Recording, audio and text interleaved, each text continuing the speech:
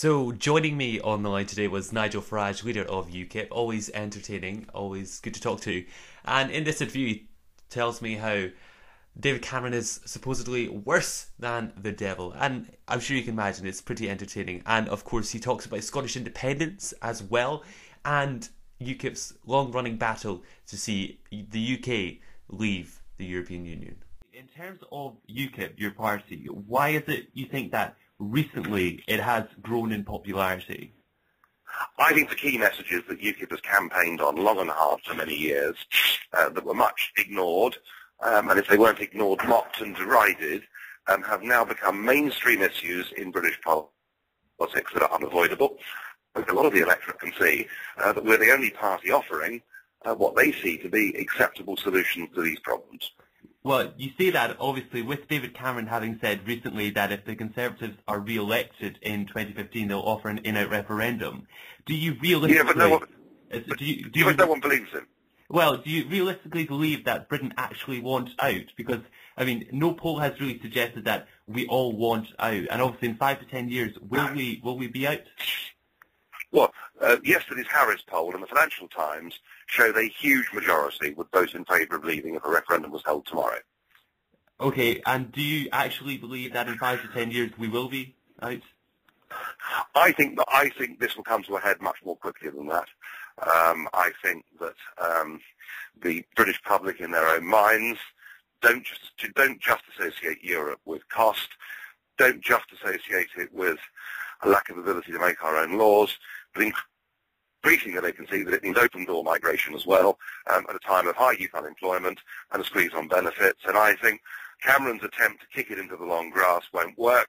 I think this issue will come to a head sooner than Mr. Cameron or anybody else thinks or wants. And you mentioned before that, UKIP haven't had enough recognition, but what do you say to those who call UKIP a one-policy party and a party for angry Tories? Well, I mean, that's firstly, this is the biggest single constitutional question Britain has faced for 300 years. We're talking about the source of 75% of our legislation. So even if we were a single-issue party, my goodness me, it's some issue, isn't it? Secondly, we've campaigned hard on selective education to enable more social mobility. We're campaigning hard on a big reform of the UK taxation system. We're campaigning very hard on Britain to have more bilateral trade deals globally and not just with Europe. I mean, there is an absolutely full manifesto and a plan for how Britain should be governed. So if people call a single issue, they're frankly deeply ignorant. And when it comes to are we a protest vehicle for angry Tories, well, we might have been 20 years ago when the thing was first in the wake of the Maastricht Treaty, and there were a lot of very angry Tories who saw Mr. Major use a confidence motion to get through the House of Commons. But now, increasingly, we attract our support from across the spectrum. And this is something that I don't yet think the Westminster Village has understood. And certainly all the evidence that I see with our by-election results in Rotherham, Middlesbrough, Corby and places like this is we're actually doing very well with the old Labour vote too.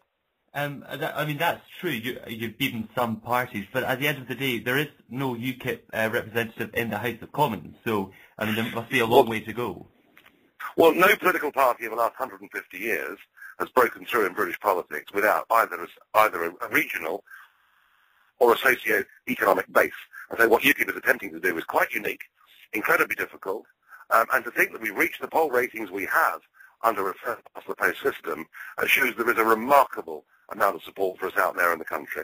And obviously, it's no secret that you personally are the face of UKIP, and a lot of people are almost full of admiration for your loud voice. And obviously, we saw more recently Chris Huhne has resigned as an MP. Why did you decide not to stand as an MP? Well, we're not a one-issue. We're not a one-person party. There are lots of other talented people, and indeed, a lot of them put their names forward to do easily.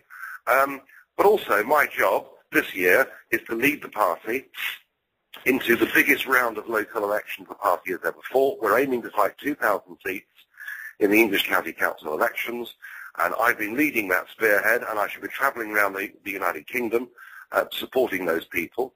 I couldn't do that if I was an MP in Westminster. And secondly, crucially, it is my stated aim and intention to lead UKIP into the 2014 European elections,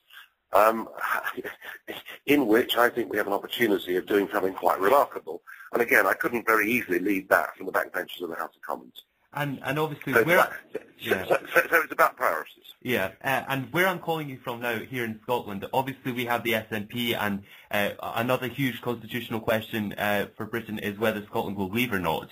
The whole basis upon which independence is sort of being proposed is that we leave the UK to join the European Union. So where does UKIP stand within that? Because obviously you'll be wanting Scottish voters. I think a 20-year lie has been perpetrated on the Scottish people that you can be an independent state and part of the European Union. And I think that penny has started to drop. I think the realisation that Scotland would have to sign a new treaty that would commit it to joining the euro has effectively killed off not just Salmon's campaign to break away from Westminster, but it's killed off the myth of independence has put for the SNP. And I think Scottish politics is now very exciting. I think the whole thing has opened up. It's very interesting to see the rapid rise in Eurosceptic support in Scotland. Recent polls showing over a third of Scots would vote to leave tomorrow. Things have changed, and it was impossible for UKIP to make a breakthrough in Scottish politics before, but it's now highly possible. And obviously, the 2015 election, although far away, it's still being talked about. If it is a hung parliament as it was back in 2010, and UKIP have a fair number of seats, if Ed Miliband came to you and said, will you sign a coalition with me, or David Cameron said it, which one would you go to? Well, let's see how UKIP does in the local elections this year. Let's see how UKIP does in the Euro election of 2014. You yourself earlier in this interview said we've got a long way to go to make a breakthrough in Westminster, and I agree with that. But come and ask me that question next summer, and I'll give you an answer. But could you see yourself in the future working with David Cameron? We want the British people to have a full, free and fair referendum on their future, and we think they're entitled to have that as quickly as possible. And if doing a deal with somebody, if doing a deal with the devil meant that could happen more quickly, then of course we would think about what to do. And is David Cameron the devil in this case? Well, I think he's probably worse than the devil as far as we're concerned. He is consistently and openly hostile and abusive to us, our members, our supporters, our voters, and it's very, very difficult to think we could ever do a deal with David Cameron, just given the way that he's behaved with us. And of course, Mr. Miliband has even turned his back on the idea of the British people being given a deal at all. So for the moment, I don't think deals are really on anybody's agenda. And just finally, on that point, obviously, it's no secret David Cameron has been very openly critical of certain members of your party. How do you change the perception to some people that UKIP is a party for sort of extremist views? Because that is a view held by David Cameron and virtually nobody else that exists in the political firmament. So that's really more his problem than ours. There we go. That was Nigel Farage, leader of UKIP. I'm sure you can agree that was an entertaining interview. Interesting to hear his views on the Labour Party, the Scottish National Party, the Conservatives, and of course leaving the European Union. And remember, you can look at all my interviews and hear them on my website, www.robertweir.co.uk, and you can go onto my YouTube page as well. There'll be plenty more interviews coming up in the near future. Thank you very much for listening.